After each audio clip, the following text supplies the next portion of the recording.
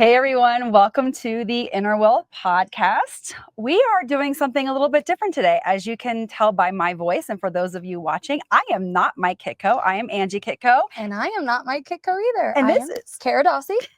Yes, so we are here in Park City, Utah for our fall mastermind retreat. And Mike and I were discussing, you all know that he and I really love to record episodes together when we're traveling.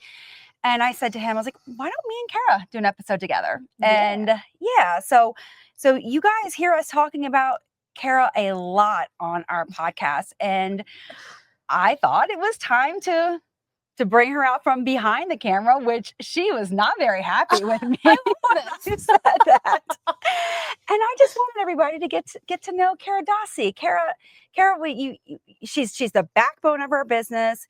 She does all of the behind the scenes stuff. She does all of our client onboarding, offboarding, our SOPs. I mean, she's our Google Drive wizard with putting documents and spreadsheets and stuff that just make Mike and I both just nauseous. So yeah, just think it's time for our audience to get to see and know Kara. Well, I'm happy to be here. Happy to do this. And this first is your podcast ever, guys. Very first podcast ever. This is so cool.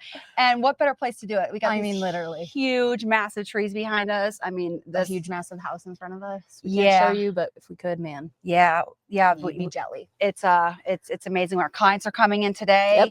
Everybody anxiously awaiting all of their arrivals. Yeah, so fun. Yes, and then tomorrow and Friday we'll be in session, and then Saturday we head back to the good old Midwest. But anyway, so yeah, so there's a funny story of how Kara even got introduced to Mike, and I told her that I definitely wanted her to tell that story. So here you go, take it away, Ms. Dossey. Well, my husband worked with Mike first. My husband, Justin Dossey, he owns his own marketing companies and stuff, and living that entrepreneur lifestyle. And in 2020, my dad passed away unexpectedly. And my whole life kind of fell apart. It didn't really fall apart, but it felt like it was falling apart. And COVID had happened. I was a hairstylist working at a salon, and the salon had shut down for like 6 to 7 weeks because of COVID. And I quit. I quit the salon. I literally had to change my whole life. And Justin knew I was struggling. And he kept trying to push me to work with Mike. And I was just like, it's fine. Like, obviously, I'm not the problem. Everyone else is a problem, not me. You didn't need help. Perfect. Everyone else did. Right. So I was just like, yeah, it's fine. I don't need it yet. I'm fine. And it got to the point where he was just like, I think it would really help. And I was just like, fine, whatever. But he made it sound like Mike was a financial manager. Like we were going to be meeting with somebody to help us with our money.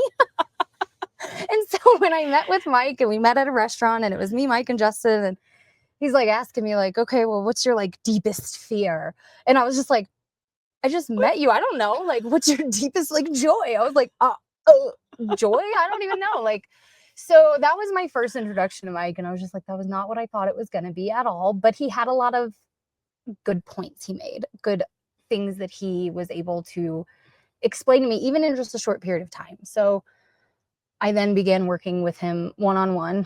And it changed my life. It really did. It allowed me to let go. It allowed me to work through a lot of the grief I was dealing with after losing my dad. That was a really, really tough time for you. I remember. It was really hard. My dad was my favorite person.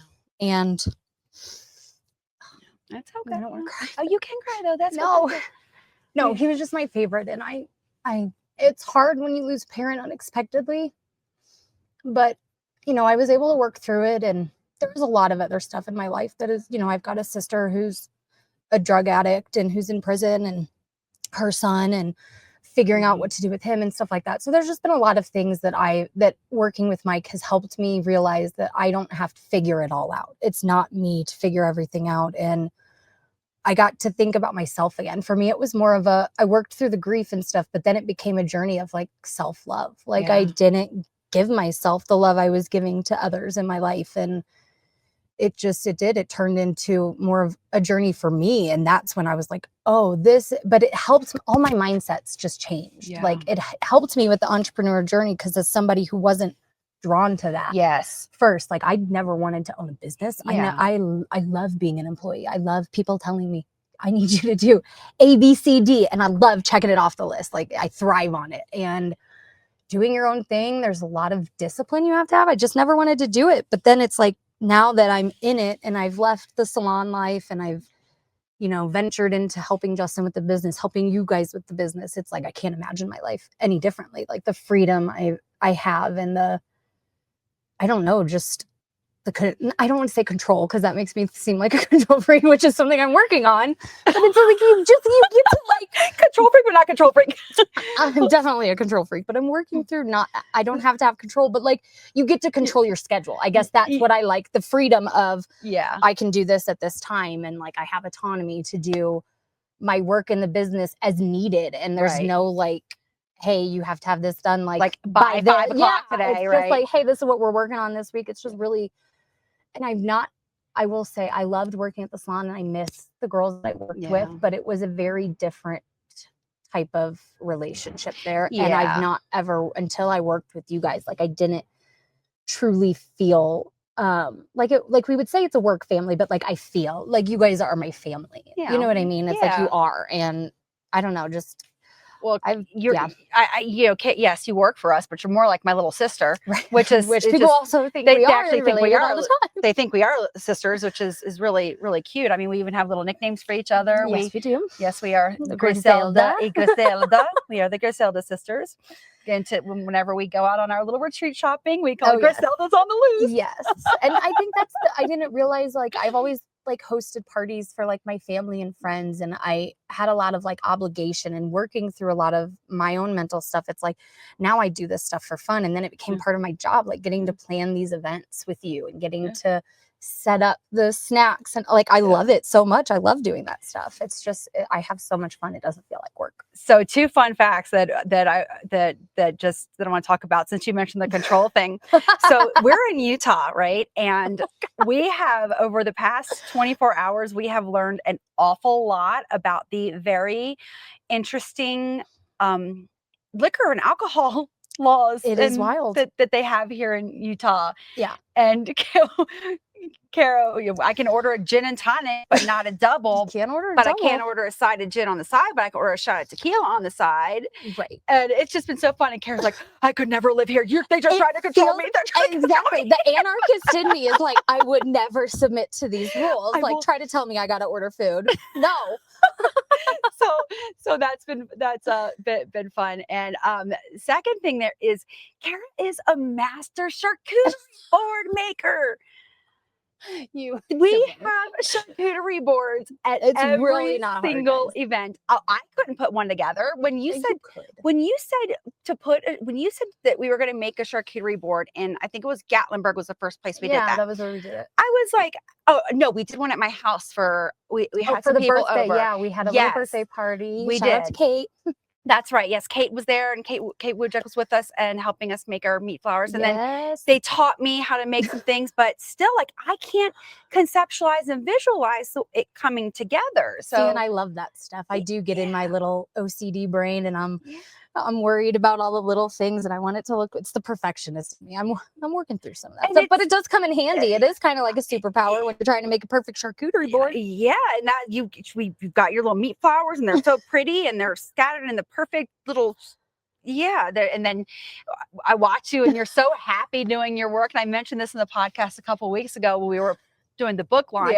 Just watching, she's just fluttering around the kitchen, and she's humming, and she's singing Taylor Swift or something, and and it's so cool to watch. It's fun. It's like I didn't realize that you could actually like have that much fun making a charcuterie board. Well, yeah, but even just in your work. And I think I had a different mindset while I worked in the salon. I think I probably would have enjoyed a lot of different things, but I was stuck in a very like negative, limited mindset while I worked there. Right. And I think, and I focused on myself a lot. And I think the more you focus on the self, the more you actually cause yourself more suffering.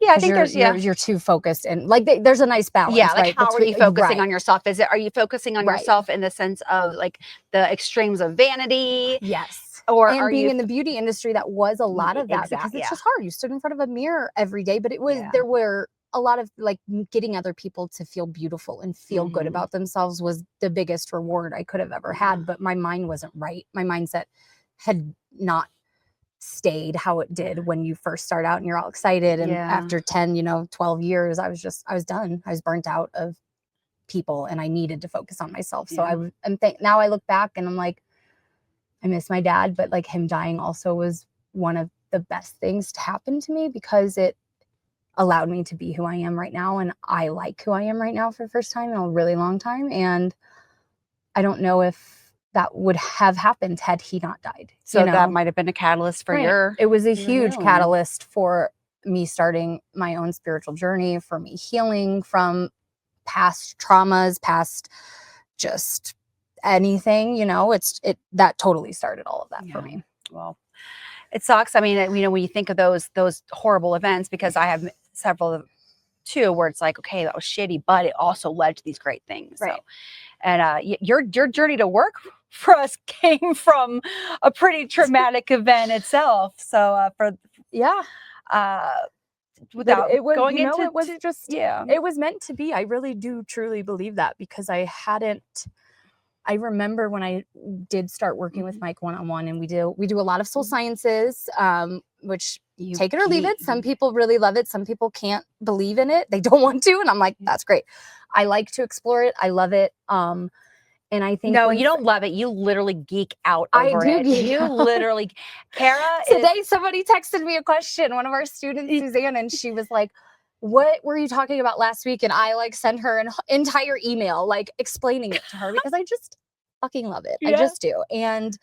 But I think that also like really sparked me to dive into the work that he was doing, and I started showing up on all of the mastermind calls, and I really started just to lean in, and it just changed my life. And I literally remember saying to Mike during one of our one-on-one calls, like, if I could just do this for a living, like that would be the bet. Like I get to research soul sciences stuff all day, and like I'm not saying I manifested that, but I kind of did because like 6 months later, you didn't kind of he do was it. like, "What do you think about working for me?" 6 months later, we had our former employee found out they were stealing money from us, and I immediately fired her. And I can't do this job by myself. Like I just can't. I don't want to, and I don't want to either. No, I don't want to. Right.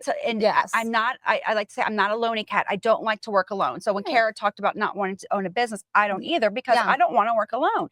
But this employee stole from us. We fired them, and as Mike and I were talking, Mike said, "Well, what about Kara? Because she was getting you were getting so heavily involved in the work. You're talking about the soul sciences, and you were starting to, and it was such a shift because when you first started to show up on the mastermind calls all those years ago with Justin, our calls were early in the morning, and Kara would be half asleep and she'd have her blankie on and literally, and I was like, I was like getting kids up for school and they're like getting breakfast, and then I'd have to leave to go take them to the bus stop. So the early 8 a.m. calls, I'm thankful they're at noon now.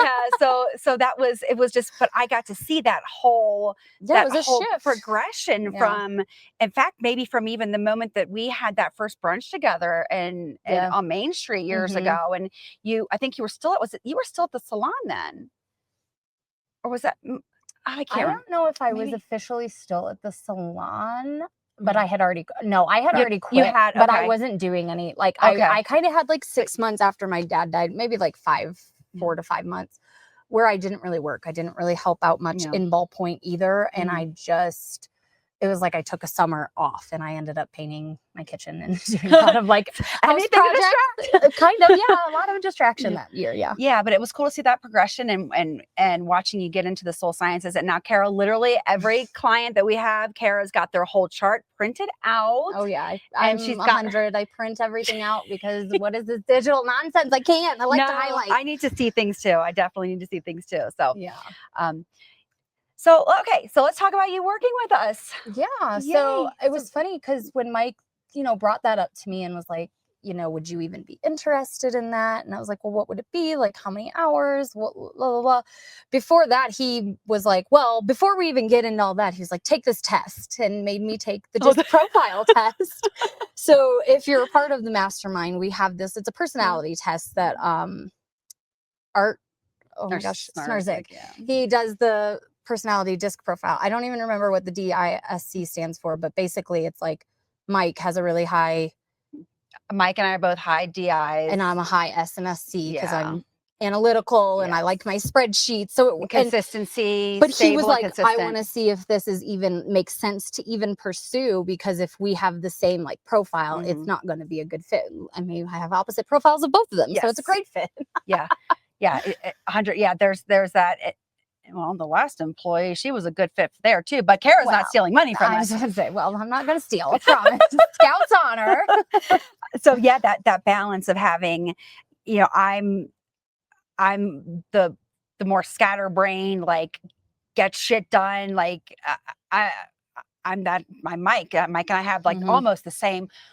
He and I are almost, our profiles are eerily identical, and I don't know how we work. I really don't sometimes, because that's kind of terrifying when you see the exactly the same, because we're both just such, but we're driven on different things, which I guess is what's good is that like he couldn't plan this and I couldn't do what he does, so it's really great. And I think it helps too, because it's like a lot of my profiles in my soul sciences like talks about like the organization and like the like what is it, like managing and directing energies is a lot of what like a projector is and can be, which is what my human design profile is. So it makes sense like that I work with people that have, like, even Justin has like these big dreams and these big visions and like wants to, and sometimes they don't know how to execute it, and I'm like, let me come in and help. And I can, sometimes I don't know how to do it, but most often I can at least spark an idea that then like sparks something else in somebody else's mind. And I used to feel like I had to figure it all out like at once, but I'm now realizing it's more about like me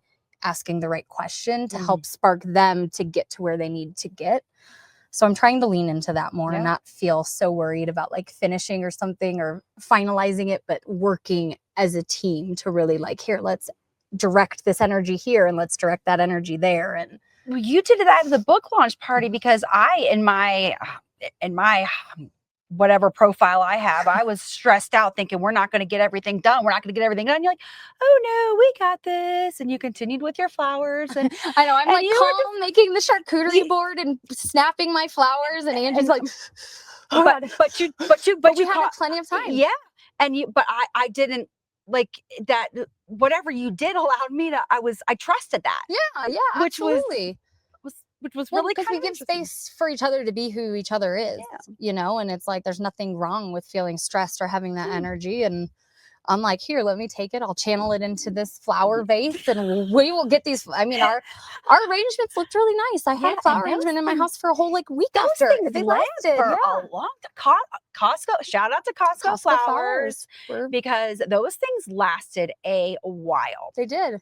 Yeah. They were pretty. And everything, I like the aesthetics. The aesthetics to me matter probably more than they should. No, but it does matter to me. I like things to look a certain way. I like things to, it's like, obviously you have a budget or you have whatever you have to work with, but it's important to me that it looks nice and it looks polished. And you do I want everybody in our mastermind to have such a, like, I'm really focused on the client experience, and that's important to me.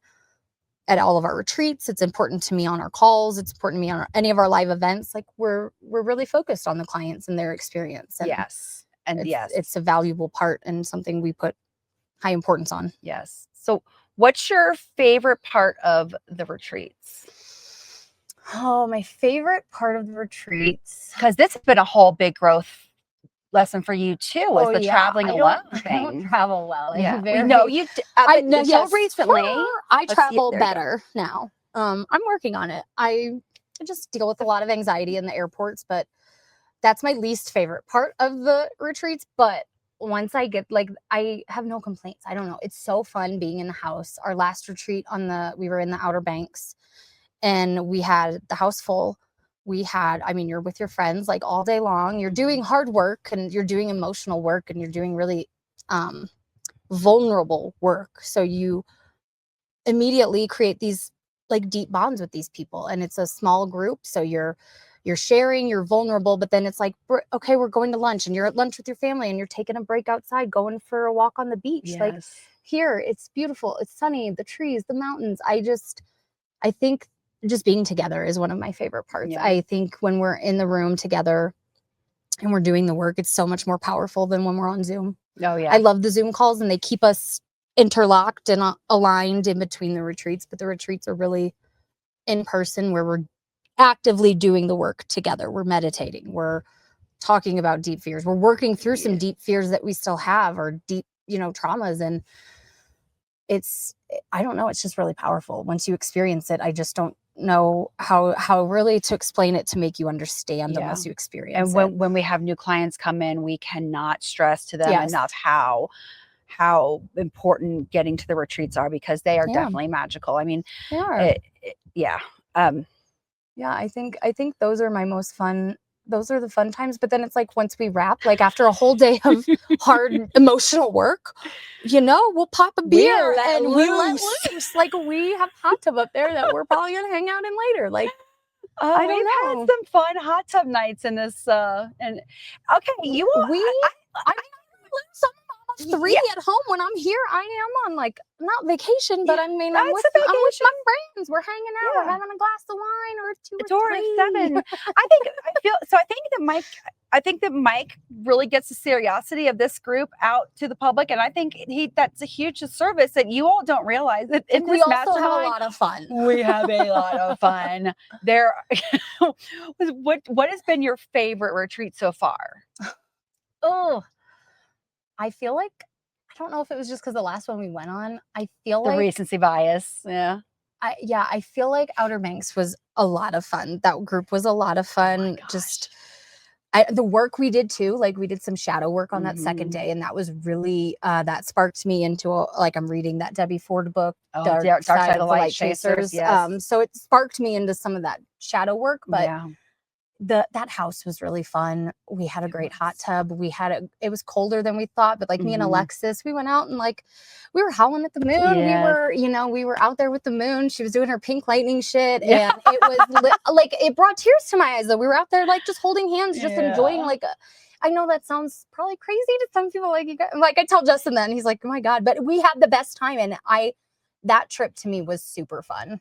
That was just the girls that we had there. We were all just hanging out and having a great time. Oh my gosh. It was just so fun. And we danced. We always put on some music and end up dancing in our swimsuits, with a towel, making us look like a butterfly. Kara, I wish, for those of you listening, I would love to get up and and just show you all, but we were we got out of the hot tub one night, and Kara had her towel on, and we had our booty music. We got our booty music on. Some Nelly. We're from St. Louis. Yes. Nelly. You can take the girl out of St. Louis, can't take the St. Louis out of the girl. Shout out to Nelly. Yeah, we danced a clown. Yeah, we do. And there's always some twerking lessons. Oh my gosh, the Miami twerking lessons. We have our retreats can get wild, guys. They don't get too wild, but we try to dance. We're staying young. Yeah, we're dancing. We're having fun. It's important, I think. There's a balance between all of the emotional and the spiritual work you do, and also remembering to have fun. Yes, it is serious. It is hard work, but it's also like, it doesn't have to be so serious and fun. You can also have the lighthearted fun with your friends and dance and be silly, which is what we do. And I'm constantly, You, as soon as 5 o'clock hits, let's go. Break out the booze. Let's go. We don't even need booze to act silly. I mean, Mike, right before this, he was putting the microphones on us and having us test them, and we're like, sachet, sachet. And he's like, guys, can you just sit in photos? We're like, sorry. I mean, I have an older stepsister. I have a younger half sister that I don't know, and so this is like, I don't have a sister relationship with anyone. My stepsister lives in North Carolina. We haven't really seen it. We've only seen each other once in 20 some years. So this is my sister right here. So we're driving out Biscayne Boulevard in Miami. We have a lot of fun. Lil Wayne, and we have a lot of fun, and to me that's just. I love you so much. Aww. And I can't tell. I appreciate you, and I wouldn't want to do this without you. Agreed. And so what's your favorite band? My favorite band? What's your favorite band? Or is I love so much music. It's so hard to get to know Kara. Okay, my favorite probably all-time band that I've loved since I was like 15, Paramore. I have liked Paramore since their day one album. They're my jam. Okay. But I also obviously Hello, Mother Taylor Swift. Okay, I take care of all you haters out there. She is the queen, and you should bow to her. She's amazing. Can't stop, won't stop with her I ever. thought that was going to be your answer. Paramore's really, Okay. she's got my heart. I've had Paramore Okay, forever. Taylor Swift, I've always loved. Recently, it wasn't until I got really, I wouldn't say I'm like a Swiftie, deep Swiftie. I'm like a surface level Swiftie. I care a little bit, but I try not to go too far down the Easter eggs, because I guess Paramore. I guess that could have been something after seeing your and Justin's baby emo picture from when you were teenagers, which is probably one of the greatest. Now he'll just call me a poser, though. He says I was just posing, and I'm like, whatever. So? I've got different moods that I like, and I went through my little punk rock phase, and I still like the music, though. I might not look the scene or the emo, but I still love it. Yeah, we went the other day. We were out at I don't know, these bands that we saw, Falling in Reverse. Oh, yeah. And there are other screamo bands. Yeah, I enjoy that stuff, but I'm not gonna lie, Taylor Swift has my heart. So come at me, come at me, bro. No, Torture Poets Department was a great album, and I'm looking forward to her next time. I'm not a Swiftie, but well, there's still time. You know, it's not. There's still time, Angie. I'm not giving up on you yet. Well, our younger daughter is a Swiftie, so you never know. Yes, shout out to Megan. Yes. So we got our friends coming in today. We got a couple of new folks coming to a retreat for the first time. Olivia and Joanna. Well, and I'm talking about the ladies, the husbands too, but I'm talking about our girls. And our Pink Lightning will be here. So it's going to be a smaller retreat. It is, and it's going to be nice to get to know some and introduce them to the other side of Inner Wealth. Yes. So get to know them a little deeper, and get to make our charcuterie board. And gotta get on that charcuterie. Gotta start getting on that. For people to arrive right now. So well, thank you so much for doing this. I know this was having me. I know thank you for everything. I told you I love you so much. So sweet. I love you too. And for all you out there listening, Mike may or may not be back next week because our podcast. This might become the Kara and Angie show, the Inner Wealth podcast with Kara and Angie, because this is probably a little bit more interesting than the typical Mike Kitko podcast. Thank you notes, casseroles, and fruit baskets can be sent to the Inner Wealth address. You can find that online. Look us up. And so Mike will be back next week. And remember, Inner World, Outer World is still available on Amazon. Check it out. And we would love to have some new people here at our next retreat. We don't know where that one's going to be. No, we don't know yet, but we have a live event too in November, November 15th, 14th and 15th in November, outside of St. Louis. Choose Your Destiny event. You can find all of the information on innerwealthglobal.com. Yeah. So thank you all so much for listening, and peace out from Park City, Utah.